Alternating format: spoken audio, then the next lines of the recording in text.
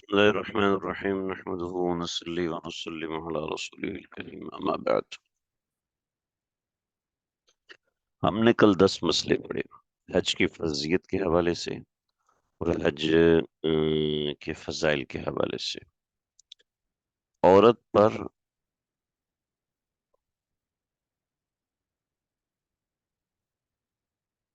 حج کے فرض ہونے کی شرائط میں ایک اضافہ ہے.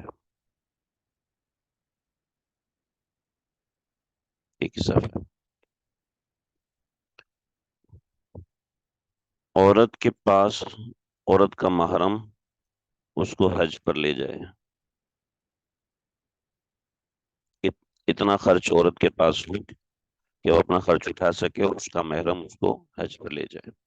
دوسرا، اس کے پاس محرم کا خرچ ہو اگر محرم اس کو حج پر نہ لے کے جائے. ٹھیک ہے، تو یہ دو شرطیں ہیں. ٹھیک ہے، ان دو باتیں ہیں. بس اہم مسئلہ ہے، سمجھیے ذرا.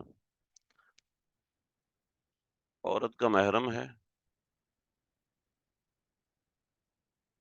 جو حج پر جا رہا ہے اور وہ عورت کو لے جانے کو تیار ہے، جبکہ عورت کے پاس اپنا خرچ ہے. اہم بات ہے، ایک ایک لفظ دھیان دینے کا ہے. یہ ایک بات ہے. ٹھیک ہے. دوسری بات، عورت کے محرم کے پاس خرچ نہیں، تو اس صورت میں عورت کے پاس اپنے محرم کا خرچ بھی موجود ہے تو تب عورت پر حج فرض ہوتا ہے. ٹھیک ہے جی. اس معاملے میں اختلاف ہے، اختلافی نوعیت بتانا ضروری ہے. بعض حضرات کہتے ہیں عورت کے پاس صرف اپنا خرچ ہو، صرف اپنا خرچ ہو تو حج فرض ہو جاتا ہے. ٹھیک ہے، صرف اپنا خرچ ہے تو حج فرض ہو جاتا ہے. بعض حضرات کہتے ہیں نہیں، بلکہ یہ شرط ہے کہ عورت کا محرم ہے جو حج پر جا رہا ہے، وہ عورت کو ساتھ لے جانے کو تیار ہے عورت کے خرچ پر.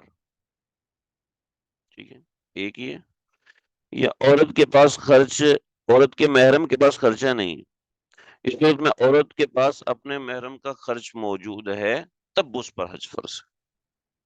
ٹھیک ہے، ایک صورت میں فرض ہونے کی یہ ہے اور دوسری صورت فرض ہونے کی یہ ہے. بعض حضرات کہتے ہیں اس صورت میں فرض ہو جاتا ہے، اگر تو ادا کر لیا تو ٹھیک ہے، اگر ادا نہیں کیا تو حج بدل کی وصیت کرے. یہ مسئلہ میں نے کل بیان کی اور یہ مسئلہ میں آج بتا رہا ہوں کہ یہ دو شقیں ہیں. اس کو بار بار سن لیجئے گا، بار بار سمجھ لیجئے گا، سمجھ میں آ جائے گی. بات تھوڑی سی مختلف ہے، مشکل نہیں ہے، انشاءاللہ سمجھ میں آ جائے گی. تو آج کل ہمارے حضرات اس بات پہ فتویٰ دیتے ہیں کہ عورت پر حج فرض ہی اس صورت میں ہوتا ہے. ٹھیک ہے، اس صورت میں البتہ یہ بات ہے، یہ قول احتیاط کا ہے، اس صورت میں احتیاط ہو تو عورت پر حج فرض ہی، لہٰذا اس پر حج بدل کی وصیت کرنا لازم نہیں ہے. یہ میری مفتی صاحب سے ڈسکشن ہوئی ہے، اگرچہ مجھے مکمل اس بات پہ اطمینان نہیں ہے، لیکن مفتی صاحب نے فرمایا کہ حج کے فرض ہونے کی یہ صورت سہولت والی بھی ہے، مفتابی بھی ہے. لہٰذا مجھے فی الحال اطمینان نہیں ہے، لیکن جو بڑوں کی بات ہے میں نے وہ نقل کر دی. آگے پڑھتے ہیں جی. 10 مسئلے ہم پڑھ چکے ہیں.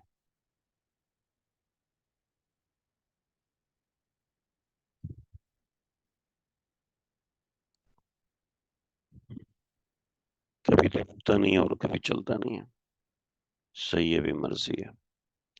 چلیں جی، حج بدل کے احکام۔ اگر ساری عمر ایسا محرم نہ ملے جس کے ساتھ عورت سفر کر کے حج نہ کرنے کا گناہ، عورت سفر کر سکے تو حج نہ کرنے کا گناہ نہیں ہوگا، لیکن مرتے وقت یہ وصیت کر جانا واجب ہے کہ میری طرف سے حج کرا دینا۔ اس صورت میں عورت کے مر جانے کے بعد اس کے وارث اسی کے مال میں سے کسی آدمی کو حج کا خرچ دے کر بھیجیں تاکہ وہ جا کر میت کی طرف سے حج کر آئے۔ ایسا کرنے سے اس کے ذمے سے حج اتر جائے گا اور اس حج کو جو دوسرے کی طرف سے کیا حج بدل کہتے ہیں۔ جی، بات اوپر جو بھی اس میں نے فرضیت حج کے حوالے سے بات کی، تو سمجھ لیں فرضیت حج اور چیز ہے، حج بدل کی وصیت اور چیز ہے۔ یہ مسئلہ اور لکھا ہوا ہے، میرا ذہن میں نہیں تھا۔ تو حج بدل کی وصیت کا مسئلہ اور ہے، فرضیت حج کا مسئلہ اور ہے۔ بہرحال یہ بات ہوئی، میں نے آپ کو بتایا، جو ہے اسی وجہ سے مجھے اس رائے پر اطمینان نہیں ہے، لیکن میری کیا حیثیت ہے۔ حج بدل کی وصیت ہر صورت لازم قرار دی گئی ہے، کیونکہ یہ جو مسئلہ لکھا ہے فتاوی شام کا لکھا ہوا۔ بہرحال اگر کسی کے ذمے حج فرض ہو گیا، اس نے سوچی سے دیر کر دی، پھر خدا نہ خواستہ اندھا یا ایسا بیمار ہو گیا کہ سفر کے قابل نہ رہا، اس کو بھی حج بدل کی وصیت کر جانا چاہیے۔ اگر اتنا مال چھوڑا ہو کہ قرض وغیرہ دے کر تہائی مال سے حج بدل کرا سکتے ہیں، تب تو وارث پر اس کی وصیت پوری کرنا اور حج بدل کرانا واجب ہے۔ اگر مال تھوڑا ہے، ایک تہائی میں حج بدل نہیں ہو سکتا، تو اس کا ولی حج نہ کروائے۔ مطلب یہ ہے کہ اس شہر سے نہ کرائے، البتہ جس شہر سے اس قدر خرچ میں حج کے لیے کوئی جا سکے وہاں سے بھجوا دے۔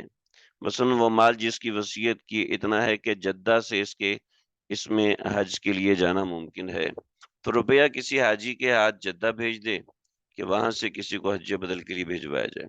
البتہ اگر ایسا کرے کہ تہائی مال مردہ کا اور جتنا زیادہ لگے وارث خود دے دے تو حج بدل کرا سکتا ہے۔ غرض یہ ہے کہ مردہ کے ترکہ میں تہائی مال سے زیادہ نہ دے، البتہ اگر اس کے سب وارث بخوشی اس بات پہ راضی ہو جائیں کہ اگر ہم اپنے حصے سے اجازت دیتے ہیں تم حج بدل کرا دو، تو تہائی مال سے زیادہ لگا دینا بھی درست ہے۔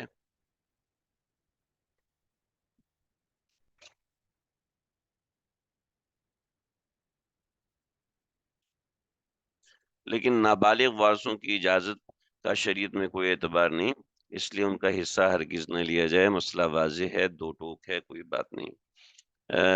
پچھلے برس میں حج بدل کے لیے گیا تھا، تو میرے ایک دوست ڈاکٹر، ان کے اہلیہ، ان کا بھی مجھ سے اصلاحی تعلق تھا، ان کے دل میں سوراخ تھا اور سنویت کی چیز تھی، تو وہ سروائیو بالکل بھی نہیں کر پا رہی تھی کئی برسوں سے، حج کرنا چاہتی تھیں، تو انہوں نے بہت زور دیا تھا میرا حج بدل کروایا جائے، لیکن ان کا ورثہ اتنا نہیں تھا، بلکہ جتنا بھی تھا جو بھی تھا وہ کچھ بن رہے تھے، تقریباً کچھ بھی نہیں بن رہے تھے، لیکن ان صاحب نے کہا کہ میں جو ہے وہ حج بدل کرانا چاہتا ہوں، تو لیکن میرے پاس سارے پیسے نہیں ہیں، تو میں نے کبھی حج بدل کے لیے ایک چیز ہے، وہ یہ ہے کہ آپ 51 روپے دیں، 49 روپے دوسرا لگا لیں، تب بھی ہو جائے گا، ٹھیک ہے؟ تو آپ کے پاس کتنے بن رہے ہیں؟ انہوں نے کہا جی میرے پاس اتنے بن رہے ہیں، تو تقریباً 4 لاکھ جو ہے وہ میں نے اپنے پاس سے ڈالے اور بقیہ تقریباً 8 لاکھ انہوں نے دیے، تو اس طریقے سے حج بدل ہوا۔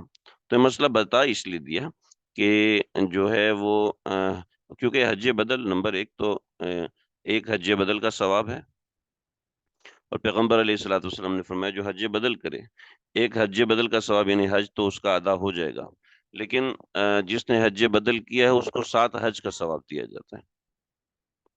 اور پچھلا حج اللہ مجھے تھوڑا سا امید لگ رہی تھی کہ وہ حج اکبر ہو جائے گا۔ اصل میں حج اکبر تو ہر حج کو کہتے ہیں، لیکن جو حج جمعے کے دن آ جائے تو اس کی بڑی فضیلت روایتوں میں آتی ہے، تو وہ بھی تھا، تو اللہ تعالیٰ نے وہ ساتھ، تو میں نے کبھی یہ کوئی بڑی بات نہیں ہے، اور پیسے کبھی لگا دینے سے ختم نہیں ہوتے، وہ تو اللہ تعالیٰ کی ذات ہے دینے والی ہے۔ تو بہرحال یعنی یہ ایک صورت ہے اور اس صورت کو اختیار کیا جا سکتا ہے جو میں نے آپ کے سامنے بات رکھی۔ مسئلہ نمبر 14، اگر کوئی حج بدل کی وصیت کر کے مر گیا لیکن مال کم تھا، اس کے تہائی مال میں حج بدل نہ ہو سکا اور تہائی سے زیادہ مال خرچ کرنے والوں کرنے کی وارثوں نے خوشی سے اجازت نہیں دی۔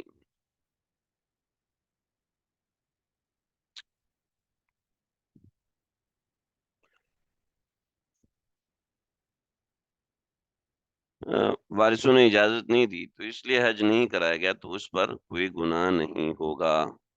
ٹھیک ہے، یعنی اس نے تو اپنی وصیت کر دی تھی، باقی اللہ تعالیٰ انشاءاللہ معاف کرنے والا ہے۔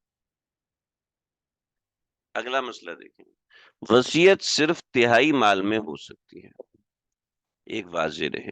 تہائی مطلب 1/3، یعنی اگر 100 روپے ہیں تو 33 میں وصیت ہو سکتی ہے، باقیہ 66 میں وصیت نہیں ہو سکتی۔ ہم۔ تمام وصیتوں کو یہی حکم ہے، لہٰذا کسی کے ذمے بہت سارے روزے، نماز قضا باقی تھیں یا زکوٰۃ باقی تھی، وصیت کر کے مر گیا تو صرف تہائی مال سے یا کچھ یہ سب کچھ ادا کر دیے جائے۔ تہائی سے زیادہ مال وارثوں کی دلی رضامندی کے بغیر لگانا جائز نہیں، اس کا پہلے بیان آ چکا ہے۔ میرے ایک ساتھی بہت بوڑھے آدمی ہیں، جیسے ان کی نمازوں کا کچھ فدیہ تھا اور انہوں نے وہ فدیہ 15 لاکھ روپے ادا کیا، اور میں جانتا ہوں کہ وہ 15 لاکھ تو کا جو اجر ان کو ملا ہوگا وہ شاید 15 کروڑ سے بھی کئی گنا زیادہ تھا، کیونکہ جو معاملات ہوئے میرے سامنے ہوئے، شاید 15 کروڑ سے بھی بڑا اجر ملا ہوگا۔ تو یہ بڑی اہم چیز ہے، اس میں اپنا کردار ادا کرنا چاہیے، جتنے لوگ ان کو سمجھانا چاہیے، سکھانا چاہیے۔ زندگی میں قضا نمازیں ہوئیں، اللہ نے کروڑوں روپے دیا، لاکھوں دیا، ہزاروں دیا، تو کچھ نہ کچھ اللہ کے راستے میں لگاتے رہنا چاہیے، کہ یہ اتنا بڑا کام ہوتا ہے جو کہ ہماری آنکھوں کے سامنے ہو رہا ہوتا ہے۔ ہم ہر کسی کو کہہ نہیں سکتے، بتا نہیں سکتے کہ اس میں کیا کیا چیزیں ہو رہی ہوتی ہیں، اور اتنا بڑا صدقہ جاریہ ہوتا ہے کہ لالچ آ رہی ہوتی ہے کہ کاش کہ اتنا میرا ہوتا، کاش کہ اتنا ہم لگا سکتے، کہ بہت بڑی چیز۔ بغیر وصیت کے حج بدل کرانا مسئلہ ہے۔ بغیر وصیت کیے میت کے مال میں سے حج بدل کرانا درست نہیں ہے، لہذا کسی کے پاس مال ہے یا نہیں، بہتر ہے وہ وصیت کر دے کہ بھی میرا حج بدل کر دیا جائے، اور وصیت کے اندر انسان یہ لکھ سکتا ہے میرا حج بدل فلاں شخص کرے، تو اس سے بہت فائدہ ہوتا ہے۔ میرے ایک بہت ہی قریبی جاننے والے، ان کا آپس کا معاملہ ہوا، تو ان کی والدہ کا حج بدل تھا۔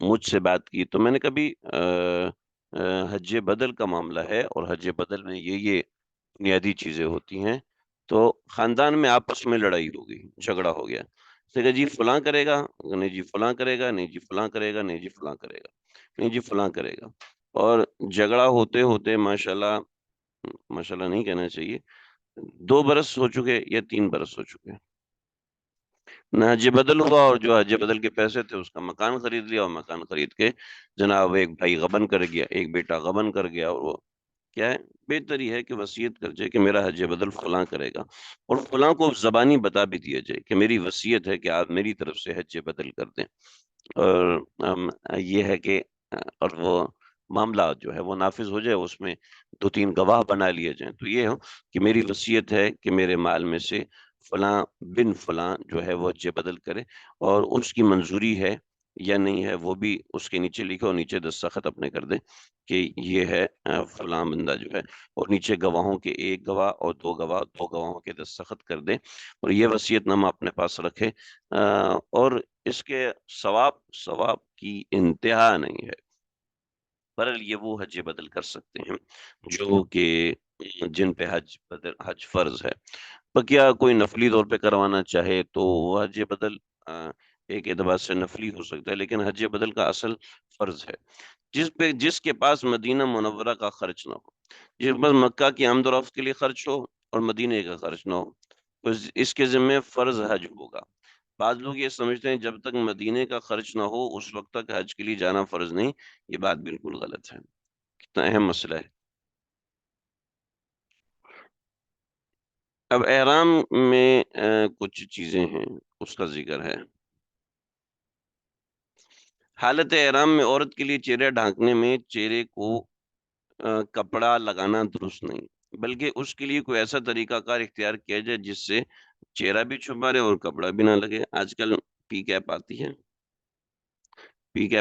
ہے، جو پی کیپ اس طریقے سے ہوتی ہے، عورت کے سر پہ آ جاتی ہے، وہ ادھر ہیڈ ہوتا ہے، ہیڈ کے آگے پردہ لگا ہوتا ہے، ٹھیک ہے، جو کہ عورت کے چہرے پہ لگتا نہیں ہے، تو اس سے چہرہ بھی چھپ جاتا ہے اور جو ہے وہ پردہ بھی ہو جاتا ہے۔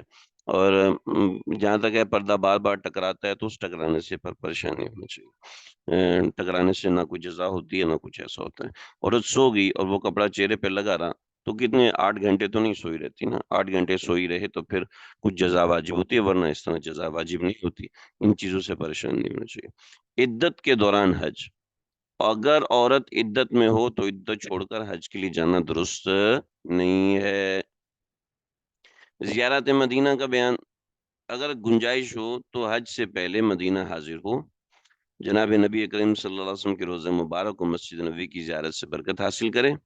اس کے بارے میں رسول اللہ صلی اللہ علیہ وسلم نے فرمایا، جس شخص نے میری وفات کے بعد میری زیارت کی اس کو وہی برکات حاصل ہوں گی جیسی میری زندگی میں کسی نے زیارت کی۔ اور یہ بھی فرمایا کہ جو شخص حج کر لے، کتنی بڑی بات ہے، اس بات کو ایسے ہی کیسے چھوڑ دیں۔ جس نے میری وفات کے بعد میری زیارت کی، یعنی میری قبر کی زیارت، اس کو وہی برکات حاصل ہوں گی جیسے میری زندگی میں کسی کو میری زیارت سے ہوتی ہیں۔ کتنا سمجھیں کہ ہم مدینہ شریف کو آئے اور اس کے بعد بھی ہماری زندگی نہیں بدلی، تو اب خود سوچیں کہ کیا ہوگا۔ اور یہ بھی فرمایا کہ جو شخص حج کر لے وہ میری زیارت کو نہ آئے، اس نے میرے ساتھ بڑی بے مروتی کی۔ اور مسجد نبوی کے حق میں آپ صلی اللہ علیہ وسلم نے فرمایا کہ جو شخص اس میں ایک نماز پڑھے اس کو 50,000 نمازوں کا کے برابر ثواب ملے گا۔ اللہ تعالیٰ ہم سب کو یہ دولت نصیب فرمائے، بار بار نصیب۔ اہم تنبیہ ہے، یہ کچھ چیزیں ہیں، یہ حضرت تھانوی رحمۃ اللہ علیہ نے بات لکھی ہے، یہ کچھ باتیں مولانا عاشق الہی صاحب رحمۃ اللہ علیہ کی ہیں جو بہشتی زیور کا حصہ ہیں۔ میں اس کو پڑھ کے سنا دیتا ہوں، آپ اس کو سمجھ لیجئے۔ صاحب استعداد پر حج کرنا فرض ہے۔ استعداد کا مطلب ہے کہ کسی شخص کے پاس مکہ معظمہ تک آنے جانے واپس آنے کی زیر کفالت افراد کا خرچہ موجود ہے، تو وَلِلَّهِ عَلَى النَّاسِ حِجُّ الْبَيْتِ مَنِ اسْتَطَاعَ إِلَيْهِ سَبِيلًا مَنْ كَفَرَ فَإِنَّ اللَّهَ غَنِيٌّ عَنِ الْعَالَمِينَ۔ رسول اللہ صلی اللہ علیہ وسلم سے سوال کیا کہ استعداد کیا چیز ہے جس کی وجہ سے حج فرض ہوتا ہے؟ آپ نے فرمایا کہ زاد و راحلۃ، یعنی سفر، خرچ اور سواری، یہ دو ہونے چاہیے۔ آج کل ہمارا گورنمنٹ نے جتنے پیسے رکھے 8,50,000 وہ ہے۔ اس سے معلوم ہوا کہ مکہ معظمہ اور باقی ملکوں کو اپنے حساب سے دیکھ لیں کہ مکہ معظمہ تک آنے جانے اور حج کے اخراجات ملکیت میں ہونے سے حج فرض ہو جاتا ہے۔